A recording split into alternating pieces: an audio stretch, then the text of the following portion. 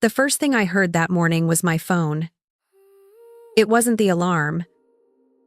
It was a series of small, sharp sounds. A buzz. Then another. Then a third. They were the sounds of notifications. Bank alerts. My heart didn't race. It just went cold and heavy in my chest. I sat up in my bed in my small Denver apartment. The sun was just starting to cut through the blinds, striping the floor with pale yellow light. I picked up the phone. 3 emails from my bank. Alert. A transfer of $15,000 has been processed from your savings account. Alert. Your credit card ending in 48.22 has reached its maximum limit. Alert. Your credit card ending in 7,109 has been declined. Before we dive in, if this story touches you, please subscribe to the channel and share this video to help me grow. I didn't need to log into my bank app, but I did. I watched the screen load, my thumb hovering over the icon. Savings account 1,740 toes. Checking account 8,815. My breath caught in my throat. A quiet, sharp little gasp. Everything I had saved for the last 3 years. The down payment for a house. My emergency fund. My future. It was gone. My hands were steady as I tapped my mother's contact. The phone rang twice before she answered. Her voice was calm, almost sleepy, as if she hadn't just shattered my world.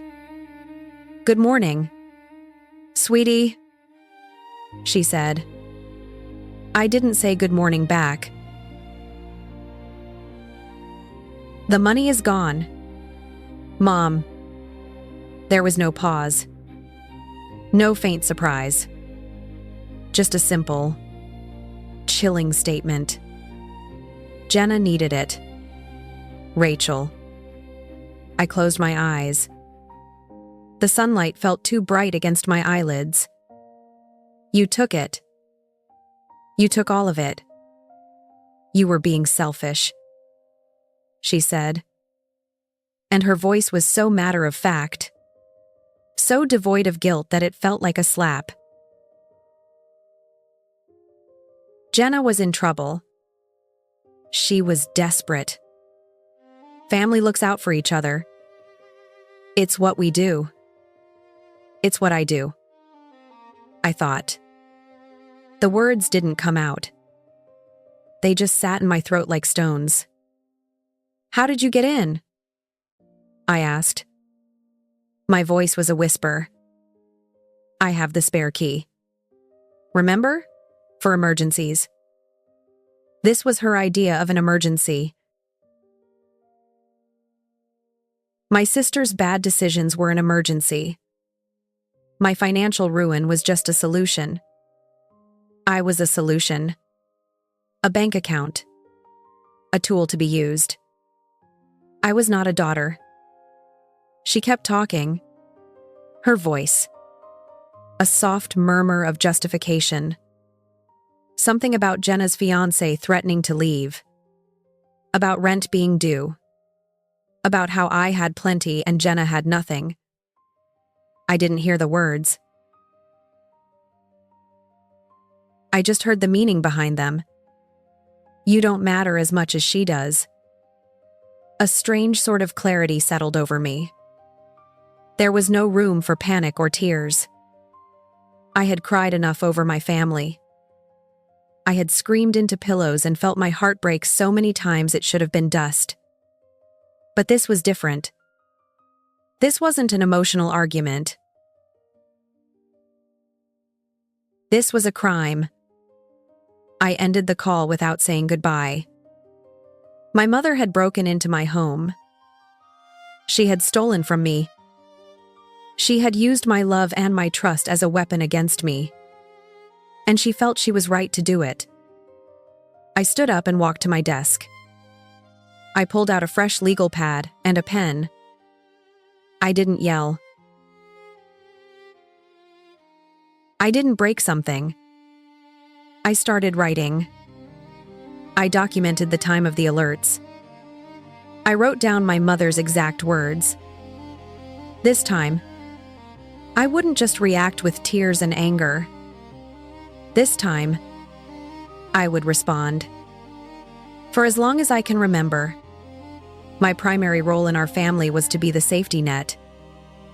I was the responsible one, the planner, the saver. My sister Jenna was the dreamer. That's what our mother, Diane, called her. Jenna is the sensitive one, she'd say with a soft smile, as if that explained everything. It explained why Jenna dropped out of college after 2 semesters, leaving me to pay for the non-refundable tuition I had co-signed the loan for.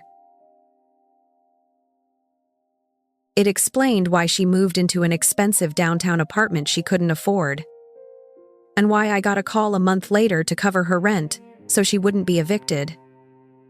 My mother never saw these as failures. She called them life experiences.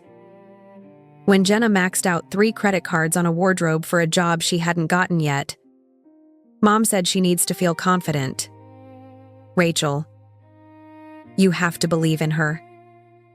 Believing in her always seemed to come with a price tag. And I was always the one who had to pay it. I was the family's financial cushion, the quiet, reliable source of funding for Jenna's chaotic life. Each time the script was the same, Jenna would call me crying. Her voice would be thick with panic and shame. She would tell me how she'd messed up again, how she was so stupid, how she didn't know who else to turn to. And my heart, foolish and conditioned, would ache for her. I loved my sister. I wanted her to be happy. So I would say yes. I would transfer the money. I would pay the bill. Then would come the call from our mother. She wouldn't thank me. She would praise me for doing my duty. Thank you for helping your sister. Sweetie? She would say, her voice warm with approval. She just needs another chance. You're such a good sister for giving her one. But something shifted when I turned 25. I had my own life, my own dreams. I worked 60 hours a week as a project manager, meticulously saving every dollar I could.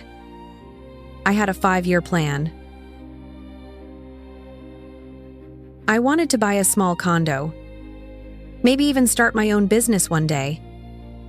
My savings account was the physical proof of my hard work, a quiet promise to myself that I was building a life of my own, one that didn't revolve around fixing Jenna's mistakes.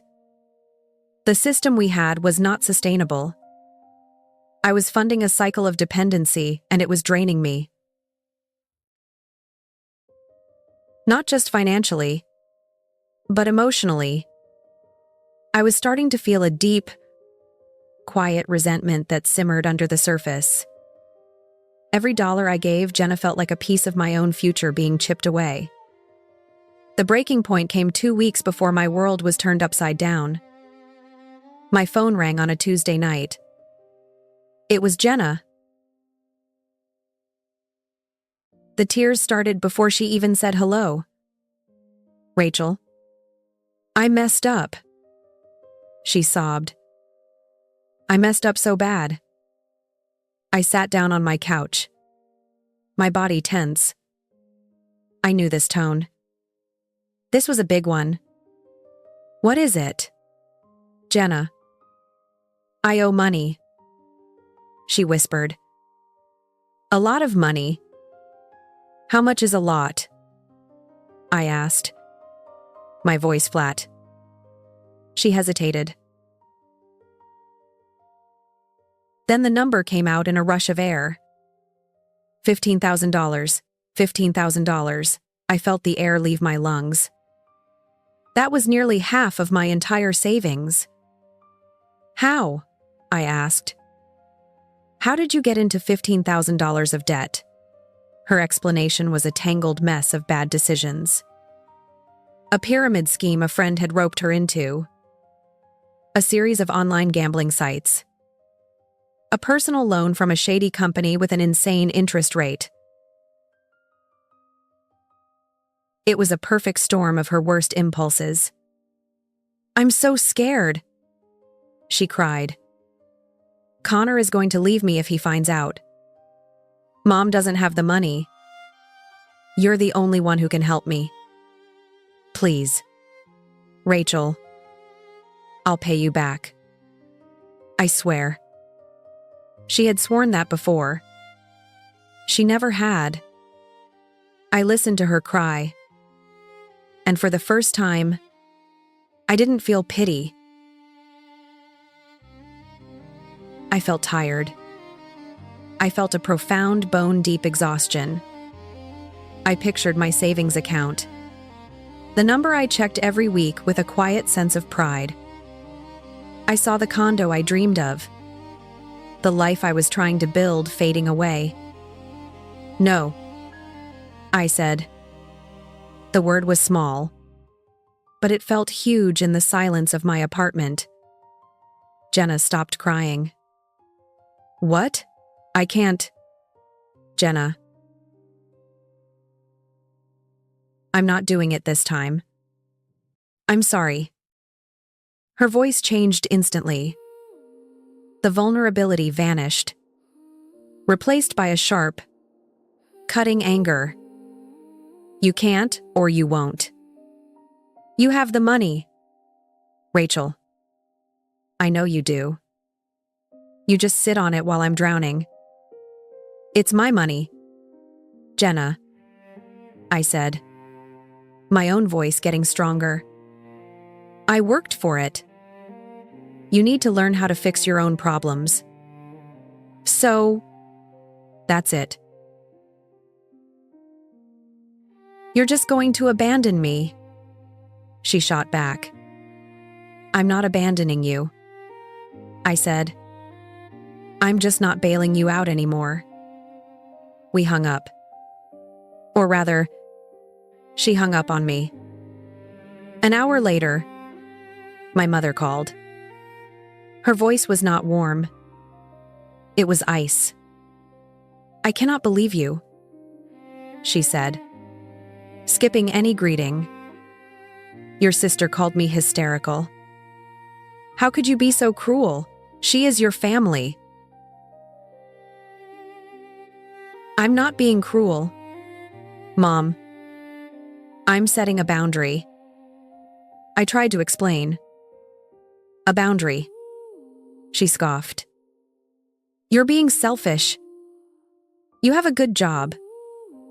You have savings. Jenna has nothing. You are supposed to help her. It's what family does. No. It's what I do, I said, my voice shaking with years of unspoken frustration. And I'm done. That no was more than just a word. It was a rebellion. It was me finally choosing myself over my sister's endless cycle of chaos. I didn't know it then. But that single word had triggered my mother's rage. It had pushed her past some invisible line. If I wouldn't be the family's bank willingly, she would find another way to make a withdrawal. The night after I told my mother no, I slept uneasily. I kept replaying the conversations in my head, the anger in Jenna's voice, the cold disappointment in my mother's. Part of me felt guilty, a deep conditioned response to their unhappiness. but a bigger part of me felt a flicker of pride. I had finally stood up for myself. I thought that was the end of it. I thought they would be angry for a while, and then eventually they would have to accept it. I was so wrong. That night, while I slept, Diane slipped into my apartment. She used the spare key I had given her 4 years ago when I first moved in. Just in case of an emergency. "Sweetie," she'd said, tucking it into her purse. I had trusted her. It never occurred to me that I would become the emergency she needed to handle. By the time I woke up to those bank alerts, the damage was done. My savings account was a wasteland. My credit cards were maxed out. She hadn't just taken the $15,000 for Jenna. She had taken everything. Every last cent. It was a scorched earth tactic. A punishment. After I hung up the phone with her, I sat on the edge of my bed for a long time. The betrayal wasn't just financial. That was the sickening part. The money was a symbol of my freedom, my independence, my hard work. But it was just money. It could be earned again. The real wound was the personal nature of the act. My mother had walked into my home, my sanctuary, while I was asleep and vulnerable. She had gone through my things. She must have found my wallet on the nightstand, my list of passwords tucked away in my desk drawer. She had methodically and deliberately dismantled my financial life, piece by piece, in the dead of night. She had treated my home like her own property and my money like her own personal fund. I felt a wave of nausea. I thought about her hands. The same hands that had packed my lunches for school and bandaged my scraped knees. Typing in my passwords and authorizing a transfer that would leave me with nothing. I thought about her standing in my quiet apartment, the place I felt safest in the world, and seeing it not as her daughter's home, but as a vault to be cracked open. Panic should have been my first response. I should have been screaming, crying, throwing things. I had less than $100 to my name. My rent was due in a week, but panic felt like a luxury I couldn't afford. It was the reaction she expected. She and Jenna were probably waiting for my next call. The one where I would be hysterical, broken, and begging. They expected me to fall apart so they could swoop in and tell me that this was what happened when I was selfish. They wanted me to be a victim. Staring at the zero balance on my banking app, a strange and terrible calm settled over me. The shock was so profound. It had burned away all the lesser emotions. There was no sadness, no confusion. There was only a cold, hard certainty.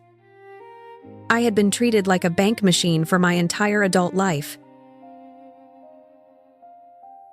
My feelings, my dreams, my future, none of it mattered. I was a utility, an object. And you don't argue with an object. You don't reason with it. I stood up and walked into my small kitchen. I made myself a cup of coffee, my hands perfectly steady. I watched the dark liquid fill the mug. They thought they had broken me. They thought they had pushed me back into my designated role. But they had miscalculated. They had pushed me too far. They had treated me like an ATM. They didn't realize that in doing so, they had turned off the part of me that was a loving daughter and a caring sister. they had switched on something else entirely. Something cold, methodical, and calculating. They had just made the biggest mistake of their lives. I wasn't their emotional punching bag anymore. I was about to become something much, much scarier. An investigator. Before I could let the rage and hurt consume me, I picked up my phone and called the one person I knew would understand. Not with hugs and platitudes, but with a plan. My best friend, Maya. We had known each other since college. And while I was the emotional sponge in my family, Maya was made of logic and steel. She was a paralegal at a downtown Denver law firm, and she navigated the world with a pragmatism that I had always admired. She did what? Maya's voice was sharp, cutting through the morning fog in my head. I told her everything, keeping my voice even, laying out the facts as I knew them. The missing money, the phone call, the spare key. Okay, Maya said after a long silence. Meet me at the Daily Grind on Lammer in an hour. Do not call your mother back. Do not call Jenna. Do not post anything online. Don't react. Document. Her words became my mantra. Don't react. Document. An hour later, I was sitting across from her in a small booth, a cold cup of coffee in front of me. The air smelled of roasted beans and baked pastries, a normal smell for a completely abnormal day. Maya pulled a yellow legal pad from her bag, the same kind I had started my own notes on. Let's build a timeline, she said, her voice all business. Everything you can remember. We started with Jenna's phone call asking for money and my refusal. We documented my mother's angry call that followed. Then we moved to the theft itself. Maya had me write down the exact times of the bank alerts. 6:15 a.m. 6:16 a.m. 6:17 a.m. The transfers and charges would have been made hours before that, Maya explained. Probably in the middle of the night when you were asleep. First thing we need is a time of entry. Her mind was already 5 steps ahead of mine. My building has security cameras, I said, the thought clicking into place. In the lobby and the hallways. Good. Maya nodded. We'll go there next. We'll ask for the footage from last night. Midnight to 5 a.m. After coffee, we walked a few blocks to my apartment building. I felt a knot of anxiety tighten in my stomach as we approached the manager's office. I had to ask for security footage of my own mother breaking into my apartment. The absurdity of it was staggering. Mr. Lawson, the building manager, was a kind, older man with a skeptical look on his face when I made the request. But when I explained that there had been a significant unauthorized withdrawal from my bank account overnight, his expression shifted to one of concern. He led us into a small back office with a wall of monitors. He rewound the footage from the camera on my floor. We watched the empty, dimly lit hallway and fast forward. Then, at 12:17 a.m., a figure appeared. It was my mother. There was no mistaking her coat, her purse, the way she walked. She paused at my door, looked both ways down the empty hall, and then used a key to let herself in. She was inside for nearly an hour.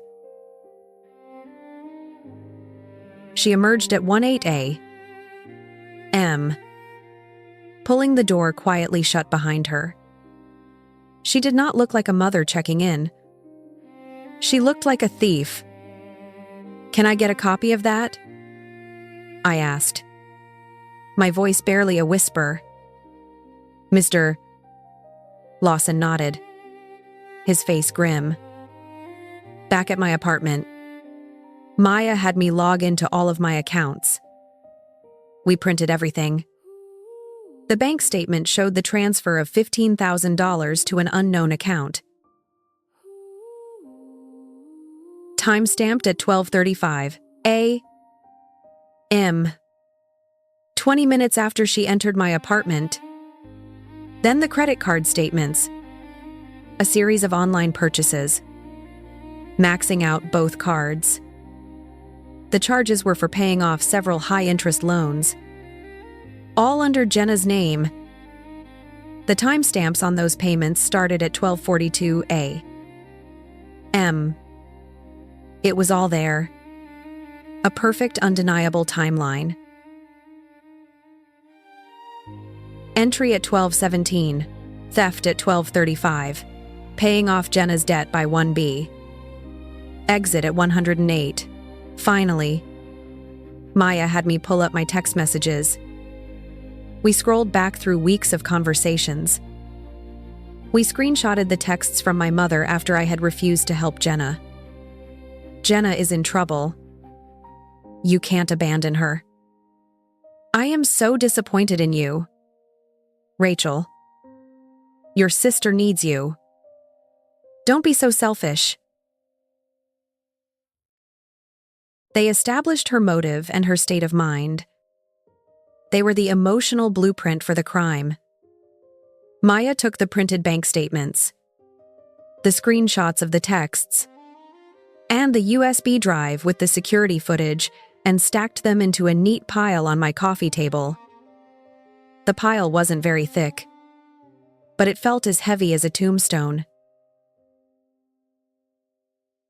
It was the evidence of the death of my relationship with my mother and sister. Maya looked at me, her eyes serious. "You have everything," she said. "Unauthorized entry, financial records, and text messages showing clear intent. This is a clean case." She tapped the stack of papers with her finger. "You're ready." Holding the pile of evidence felt like holding a bomb. I knew my next step should be the police, but I hesitated. This was my mother, my sister. As angry and betrayed as I felt, the idea of police officers showing up at their door made my stomach churn. It felt too final, too brutal. I needed to talk to someone who understood the tangled mess of my family, someone who had been on the inside. I needed to call my dad. My parents, Thomas and Diane, had divorced over a decade ago. The split was messy, and for years, I didn't fully understand why.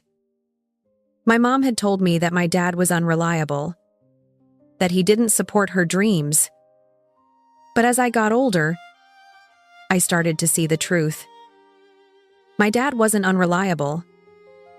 He was just unwilling to be controlled. He had escaped the very dynamic that I was now trapped in. We weren't incredibly close. My mom had made sure of that. But we spoke a few times a year and he always listened. I found a quiet corner of my apartment and dialed his number. My heart pounding. "Rachel," he answered, his voice full of surprise.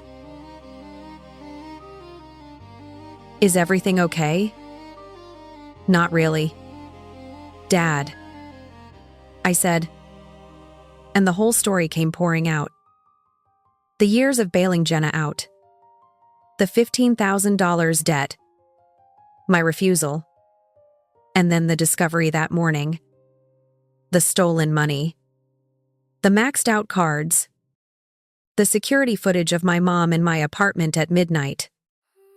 I told him everything. My voice low and steady. Just like Maya had taught me. He didn't interrupt. He just listened. When I was finished, there was a long silence on the other end of the line. It wasn't a silence of shock, but of deep, weary resignation. He finally let out a long sigh. "I'm so sorry, Rachel," he said, and his voice was filled with a sadness that mirrored my own. "I always knew she would go too far one day. I just hoped she would never do it to you." "I don't know what to do," I confessed. "Maya says I should go to the police, but she's my mom. She stopped being your mom in that moment." "Rachel," he said gently, "she became something else, and you have to protect yourself." He paused for a moment.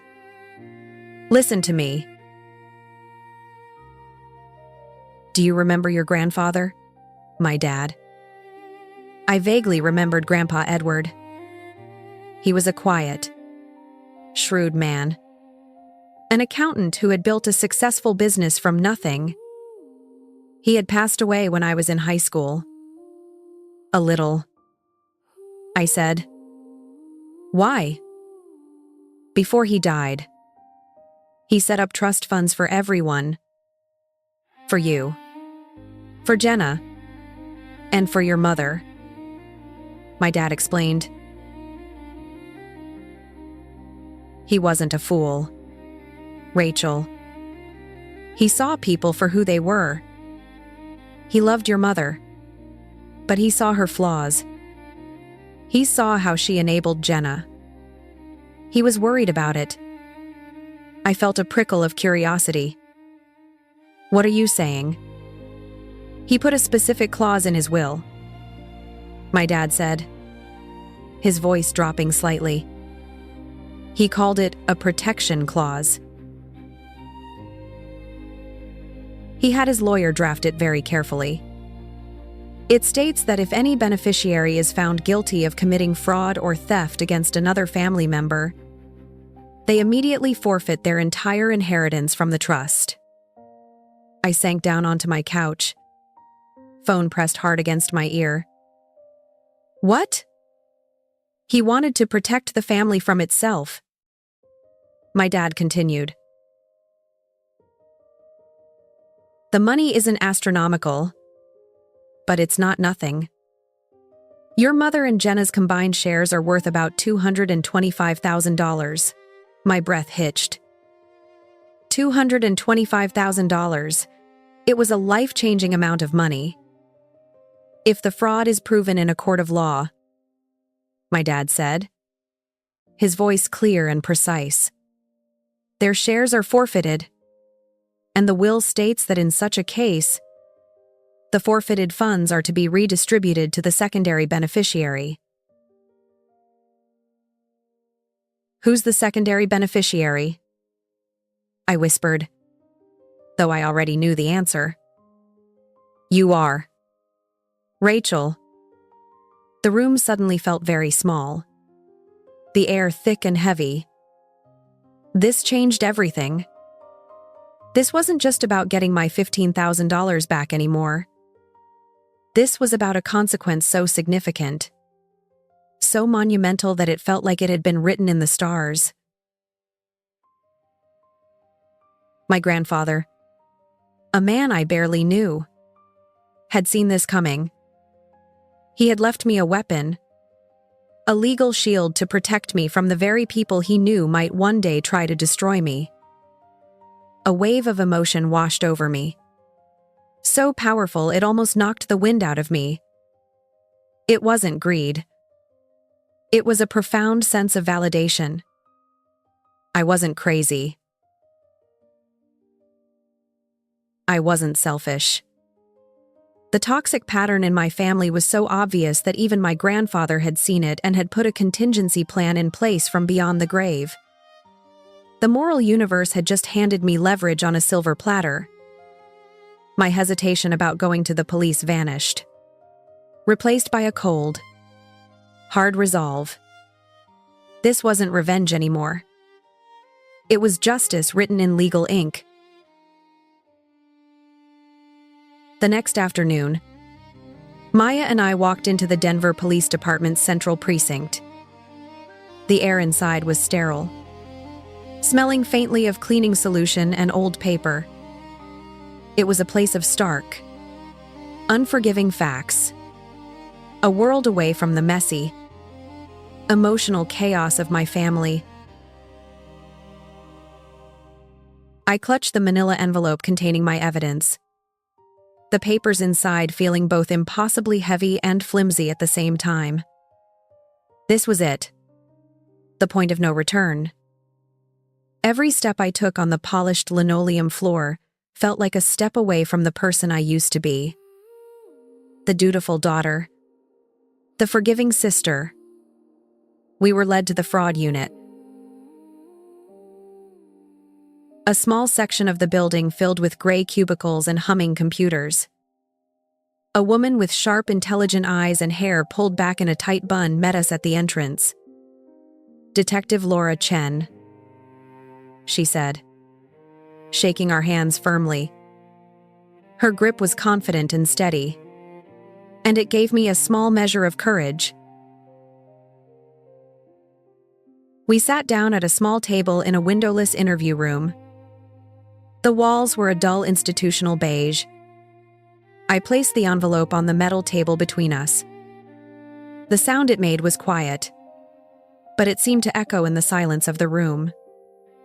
My heart was hammering against my ribs, a frantic bird trapped in a cage. This was real. I was about to file a police report against my own mother.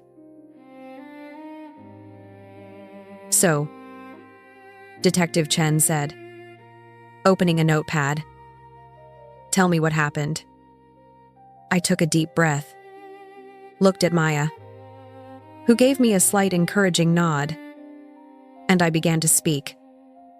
I laid out the story for the third time. But this time was different.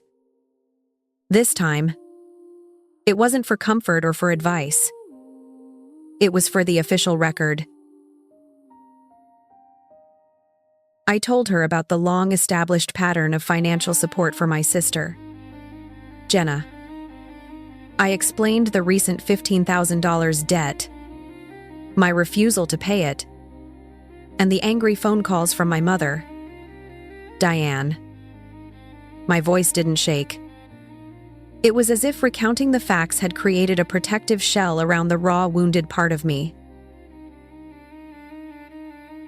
When I got to the morning of the theft, I pushed the envelope toward her. "This is the proof," I said.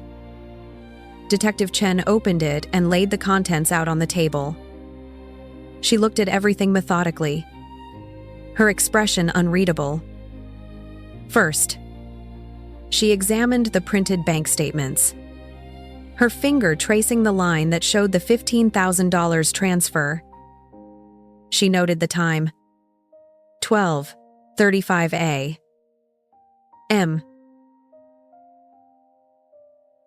Then she looked at the credit card statements, the rapid-fire succession of online payments made to loan companies under Jenna's name. Next, she picked up the screenshots of the text messages from my mother. She read them slowly, her eyes lingering on the words, "You can't abandon her. Don't be so selfish." Finally, Maya handed her the USB drive. "This is the security footage from the hallway outside her apartment," Maya explained.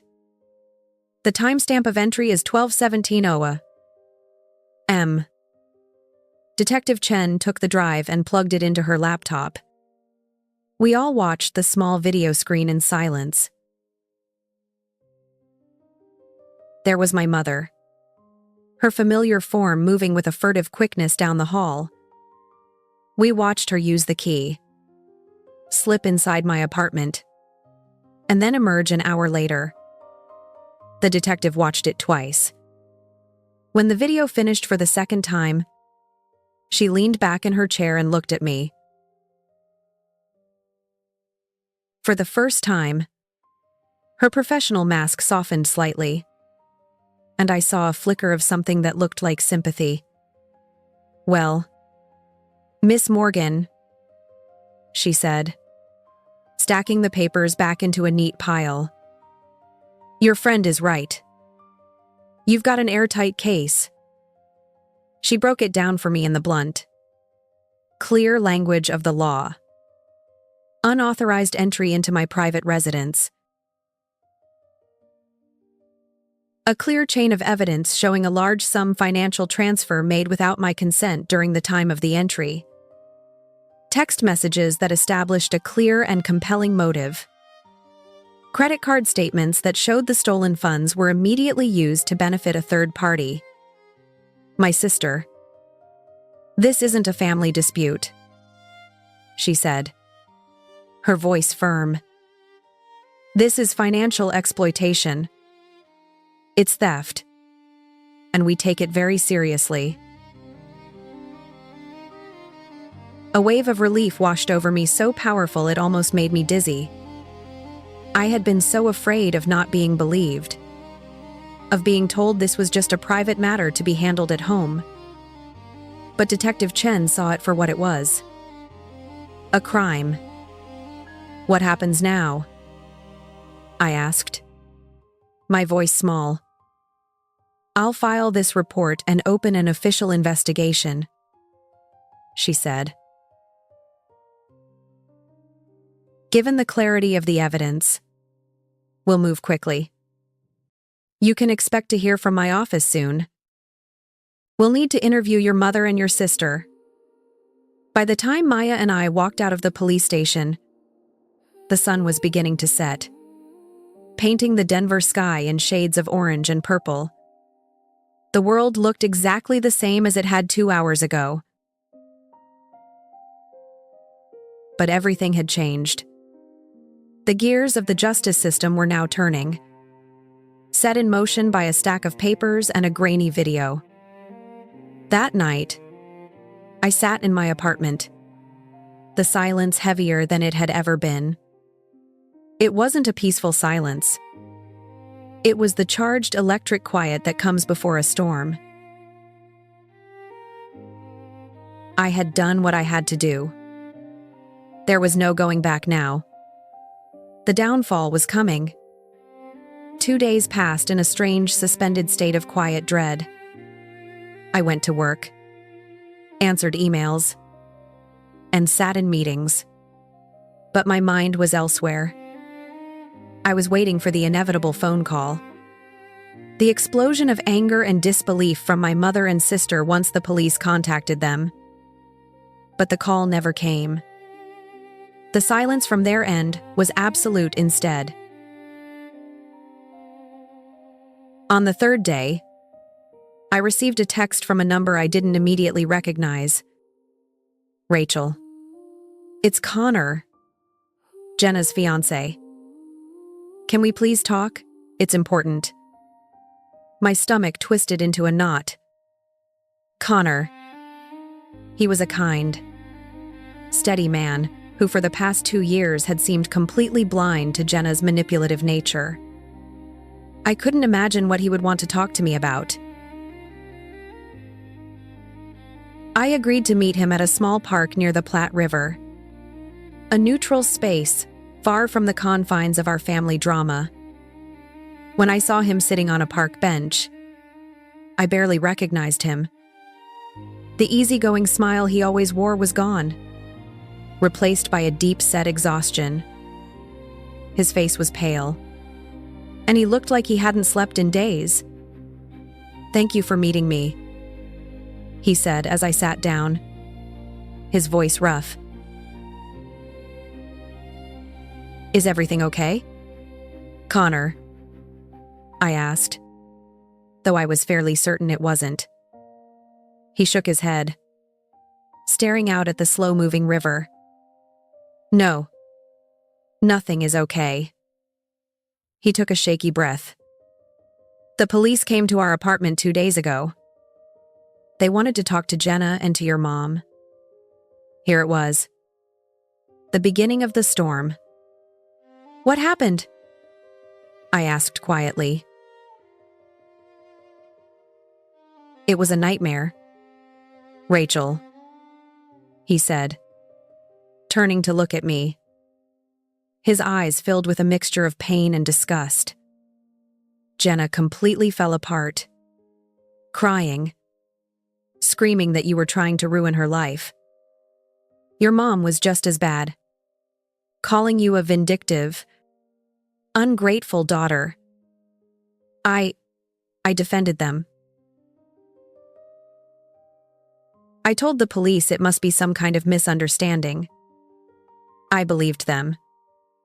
He looked down at his hands, clenching and unclenching them. But it didn't feel right. The way they were acting, it was too frantic, too rehearsed. That night, after the police left, Jenna fell asleep. I couldn't settle down. I had this horrible feeling in the pit of my stomach. He paused, and when he spoke again, his voice was barely a whisper. So, I did something I've never done before. I looked at her phone. Her texts with your mom. My blood went cold. I thought I knew her. Rachel, he said, his voice cracking. I thought she was just a bit lost, a bit irresponsible. But what I read, it wasn't just irresponsible. It was cruel. It was calculated. He pulled out his phone and my breath caught in my throat. He had taken screenshots. He showed me the screen. It was a text exchange between Jenna and my mother from the night after I had refused to give her the money. Jenna, she said no. I can't believe she actually said no. Mom, don't worry. I'll handle it.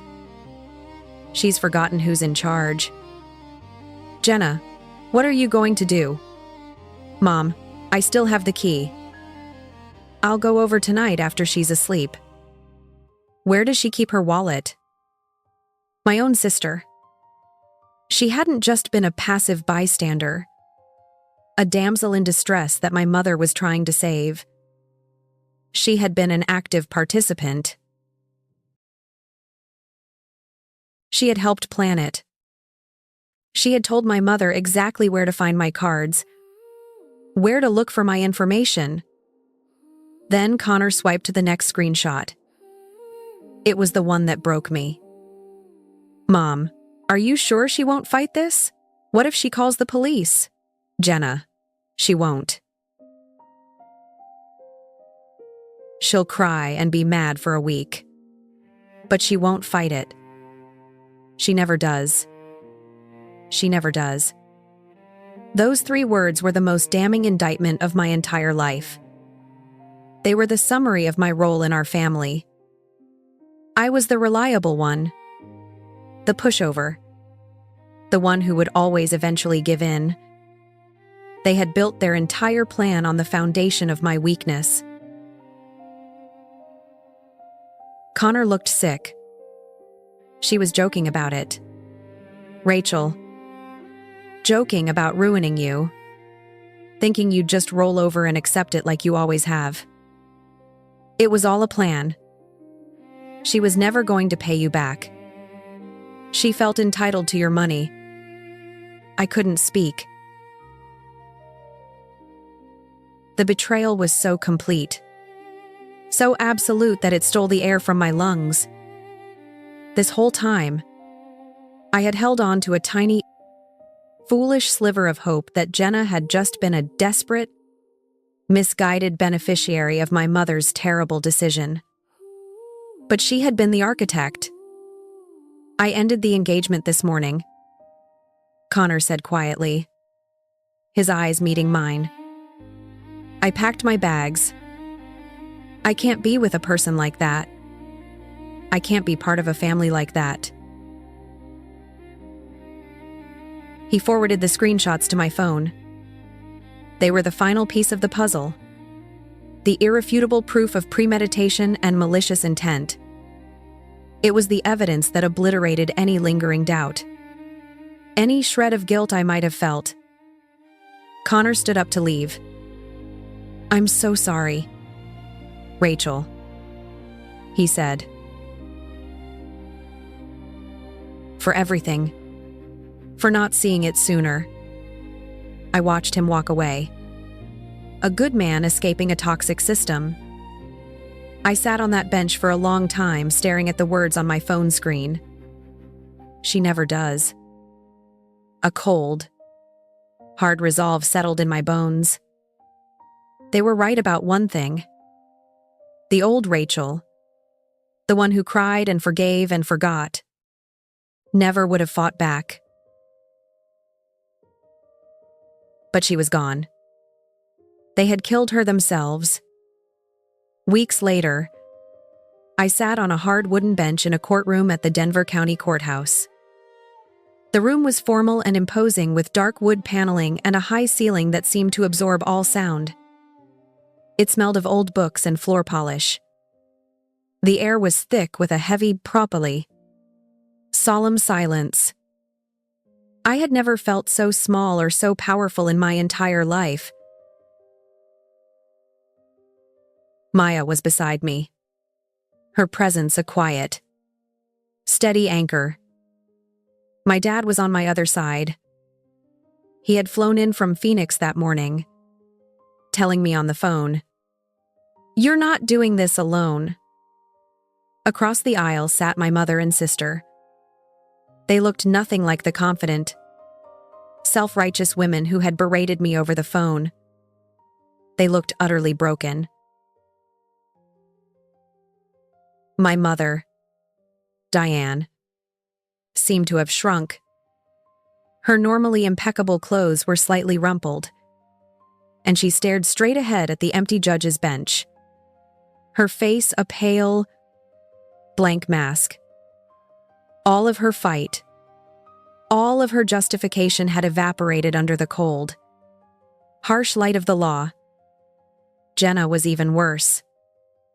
Her eyes were red and swollen from crying. She kept twisting a shredded tissue in her hands. Her fiancé was gone. Her financial safety net was gone. Her entire life, built on a foundation of manipulation and other people's money, was collapsing in on itself. She looked lost. A child finally facing a consequence she couldn't cry her way out of. They didn't look at me. Not once. Their lawyer had advised them to plead guilty. The evidence I had provided, especially the text messages from Connor, was so overwhelming that a trial would have been a long, expensive, and unwinnable humiliation. Pleading guilty was their only option, their only hope for a more lenient sentence. The bailiff called the court to order, and a stern-looking woman with graying hair took her seat at the bench. The Honorable Judge Linda Porter presiding, he announced.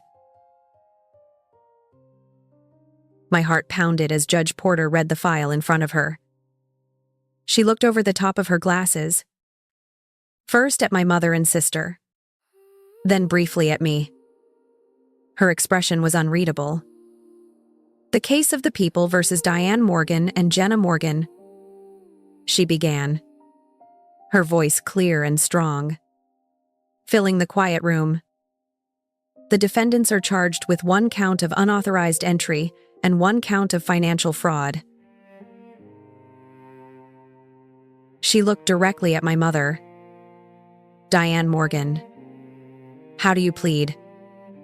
My mother stood up, her movement stiff. "Guilty, Your Honor," she whispered, her voice trembling. "Jenna Morgan, how do you plead?" Jenna could barely get to her feet. "Guilty," she choked out, the word dissolving into a sob. I didn't feel a surge of victory. I didn't feel joy or satisfaction. I just felt a profound, quiet sense of finality. This was the sound of the truth finally being spoken aloud in a place where it could not be denied or twisted. For my entire life, their narrative had dominated. I was the selfish one, the difficult one, the one who didn't understand family. But in this room, under the sworn authority of the court, their story had no power. The facts were all that mattered. Judge Porter looked at them with an expression of deep disappointment. "I have reviewed the evidence in this case," she said, her voice sharp with disapproval. "The premeditated nature of this crime is particularly disturbing. You didn't just steal money. You exploited a position of trust and familial love in the most cynical way imaginable. You violated your daughter's home, her privacy, and her security, all because she had the courage to set a healthy boundary." She let the words hang in the air for a moment. My mother flinched. Jenna sobbed harder. The sentence was delivered without ceremony. "For both defendants, I sentence you to 3 years of probation. You will complete 200 hours of community service. You are ordered to pay full restitution of the $15,000 to Miss Rachel Morgan within 30 days. And finally," she added, looking at them pointedly, "you will attend mandatory family therapy. Though I suspect the family you need to work on has been irrevocably broken by your actions." It was over. The gavel came down with a sharp crack. As we filed out of the courtroom, I didn't need to speak. I didn't need to yell or cry or tell them how much they had hurt me. I had already said everything I needed to say through the pile of evidence I had gathered. The truth had spoken for me. In the weeks that followed the court hearing, the consequences of my mother and sister's actions began to ripple through their lives with devastating force. The 30-day deadline for restitution loomed. They scrambled, borrowing money from the few relatives who would still speak to them to scrape together the $15,000. The wire transfer appeared in my account on the 29th day. A silent, legally mandated apology. It didn't fix what they had broken, but it was a start. The real blow, however, came from the clause my grandfather had so wisely put in place. With my dad's signature next to mine on the legal documents, I filed the trust forfeiture claim with the estate lawyer. We submitted a certified copy of the court's conviction. The process was cold, swift, and impersonal. There were no emotional appeals, no room for negotiation. It was a simple matter of contract law. 60 days later, I received a letter. The forfeiture was complete. Diane and Jenna's shares, which after legal fees and distributions came to $140,000, had been officially and irrevocably redistributed to me, the secondary beneficiary. The money appeared in a new investment account I had set up.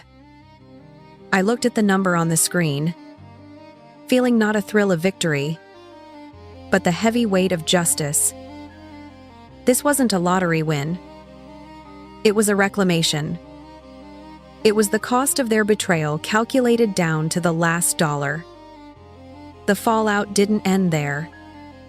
My mother worked as an office manager for a dental practice, a job that required a background check and a clean record. Her criminal conviction for fraud made her position untenable. She was quietly let go. At 52 years old, with a criminal record, finding new work was nearly impossible. Jenna's situation was just as dire. The terms of her probation required her to be employed, but finding a job with a fraud conviction was a monumental task. The shame of what she had done, combined with her broken engagement and financial ruin, sent her into a deep depression. About a month after the funds were transferred, my phone rang. It was my Uncle Greg, my mother's brother. I almost didn't answer, but I did. "Rachel," he said, his voice heavy with a forced, placating tone. "I was just talking with your mother. She's having a very hard time." I waited, saying nothing. "She lost her job," he continued. "Jenna can't find work. They're really struggling.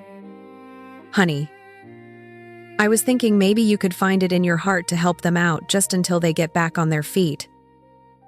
That inheritance money, a cold fury so pure and sharp it felt like ice in my veins, rose up inside me.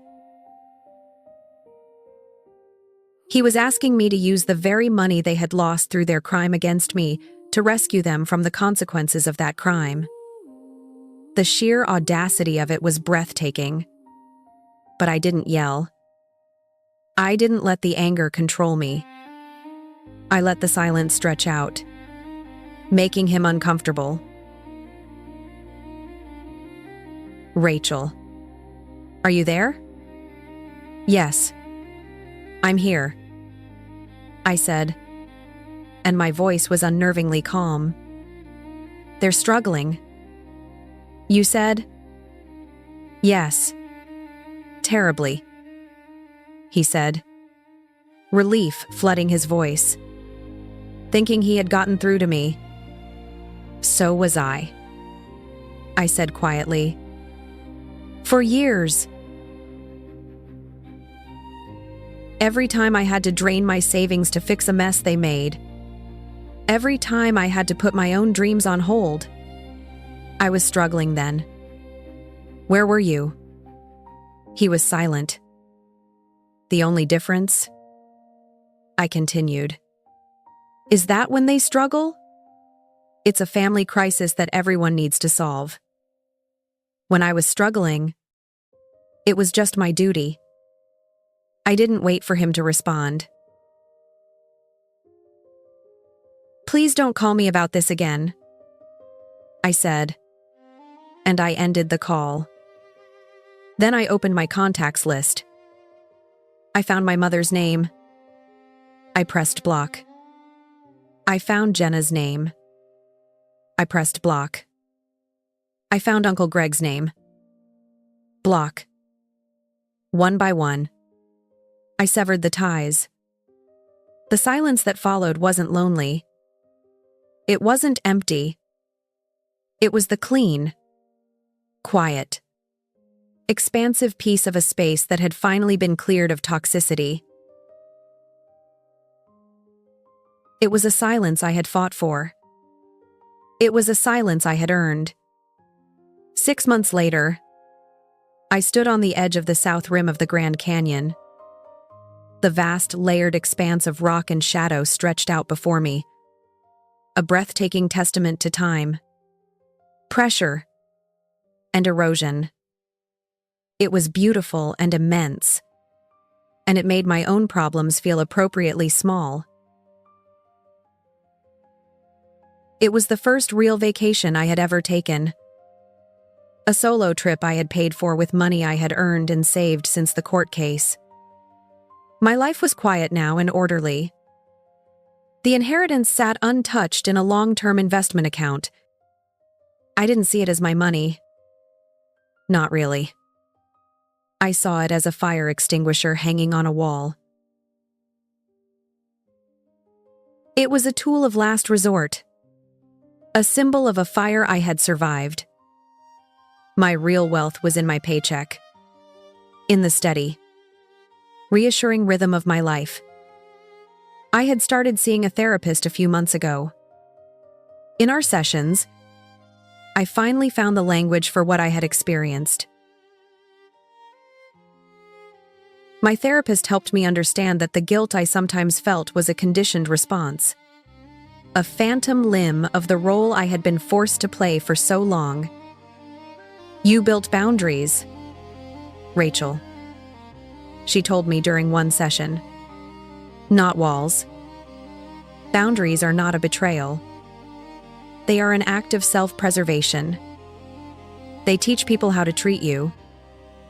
And I was finally learning how I deserve to be treated.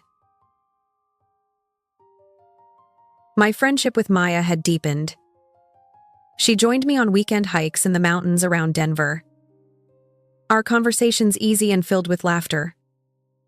She never once said, "I told you so."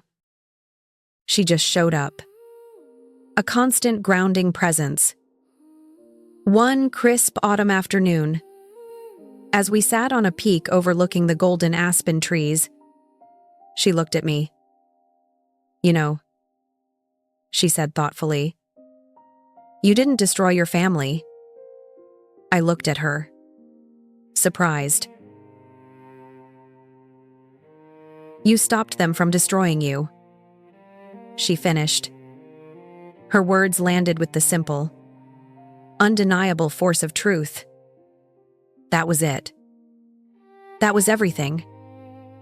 I hadn't been the agent of destruction. I had been the agent of cessation. I had simply put a stop to the damage that was already being done.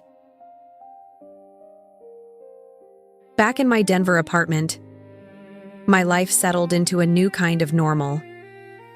I poured my coffee in the morning, the sunlight streaming through the windows of a home that was finally truly mine. A sanctuary.